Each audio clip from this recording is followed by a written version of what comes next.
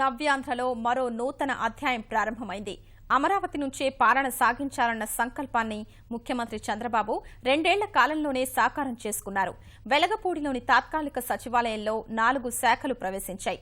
కార్యకలాపాల్ని మంత్రులు అయ్యన్న పాత్రుడు, చినరాజప్ప, మృణాలిని, ప్రత్తిపాటి పుల్లారావు, కొల్లు రవీంద్ర, దేవినేని ఉమా లాంఛనంగా ప్రారంభించారు. జూలై 21 నాటికి పూర్తి స్థాయిలో సచివాలయ భవనాలు అందుబాటులోకి రానున్నాయి.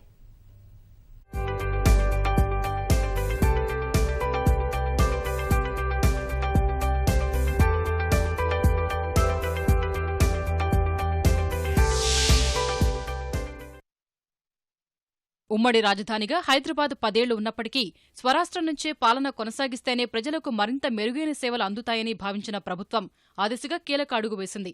వెలగపూడిలో నిర్మిస్తున్న తాత్కాలిక సచివాలయం నుంచి పాలన లాంఛనంగా ప్రారంభమైంది.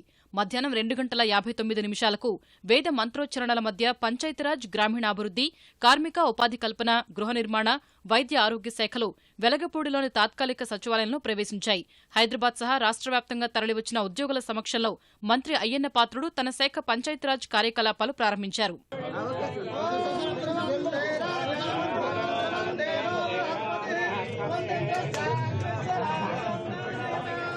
అమరావతిలో రాజధాని నిర్మాణం చేయాలని ఒక పట్టుదలతో కృషి చేసిన సంగతి మనందరికీ తెలుసు.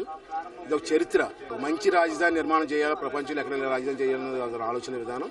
అటువంటి చరిత్రలో నేను భాగస్వామి అయినందుకు నాకు చాలా సంతోషంగా ఉంది.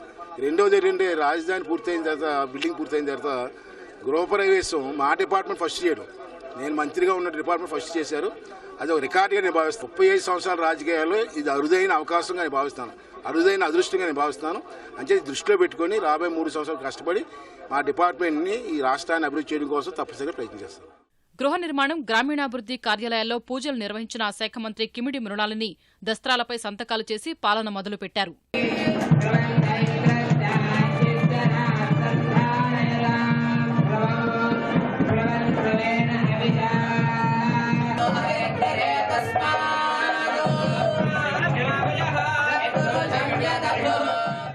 కార్మిక ఉపాధి కల్పన, వైద్యారోగ్య శాఖలు కూడా తాత్కాలిక సచివాలయంలో కార్యకలాపాలు ప్రారంభించాయి. ఈ చరిత్రాత్మక కార్యక్రమంలో మంత్రులు దేవినేని ఉమామేశ్వరరావు, కొల్లు రవీంద్ర, ప్రత్తిపాటి పుల్లారావు పాల్గొన్నారు. ఉద్యోగస్తులను కూడా ఎక్కడ అసౌకర్యం కలగకుండా, ఎందుకంటే హైదరాబాద్ రాజధానిలో అన్ని అవకాశాలు ఉండి అన్ని వస్తువులు ఉన్నటువంటి ప్రాంతం నుంచి మనల్ని నెట్టివేయబడ్డారు. కాబట్టి విడిపోయిన రాష్ట్రంలో 5 కోట్ల మంది ప్రజలకు పరిపాలన సౌకర్యం, సౌలభ్యం కల్పించాలి. కాబట్టి వేగవంతంగా అభివృద్ధి, సంక్షేమాన్ని అందించాలి. కాబట్టి కొంతకాలం తాత్కాలిక ఇబ్బందులు ఉన్నా నెల 45 రోజుల్లో అన్ని రకాల ఏర్పాట్లు చేయడం జరుగుతుంది.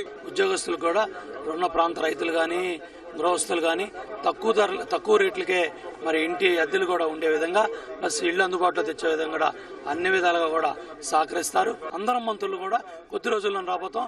అన్ని సౌకర్యాలు కూడా ఏర్పడతాయి. ఇవాళ అందరినీ, ఉద్యోగస్తుల్ని, మహిళా ఉద్యోగస్తులు అందరినీ కూడా మనస్ఫూర్తిగా అభినందిస్తున్నాం. ఇక్కడ దాదాపు కన్స్ట్రక్షన్ కూడా రికార్డు స్థాయిలో మరి ఇక్కడ జరగటం, ఆంధ్ర రాష్ట్రాన్ని విడగొట్టినటువంటి శక్తులు ఈ రోజు సిగ్గుపడే విధంగా ఈ రోజు పరిపాలన ఈ ప్రాంతం నుంచి ప్రారంభించుకుని ఈ రాష్ట్రాన్ని ప్రపంచంలోనే ఒక మేటి రాష్ట్రంగా చేయడానికి మన ముఖ్యమంత్రి గారి సంకల్పానికి తగ్గట్టుగా అందరూ కూడా పనిచేయడానికి ఈ రోజు సంసిద్ధులై ముందుకొచ్చారు. తాత్కాలిక సచివాలయం నుంచి పాలన ప్రారంభం కావడంపై సచివాలయ ఉద్యోగులు హర్షం వ్యక్తం చేశారు. మొట్టమొదట ఉద్యోగుల్లో కొంత భిన్నాభిప్రాయాలు, ముఖ్యంగా 25-30 సంవత్సరాలు పనిచేసినటువంటి ఉద్యోగుల్లో కొంత వ్యతిరేకత ఉన్నమాట వాస్తవం. ముఖ్యంగా ఏ రోజైతే పిల్లల స్థానికత ప్రభుత్వం చొరవ తీసుకొని ఒక 1 వీక్లోనే సెటిల్ చేసిందో, అదే స్ఫూర్తితో ఈరోజు ఉద్యోగులు ఈరోజు ఈ నగరానికి రావడానికి అది ముఖ్యంగా తోడ్పడింది.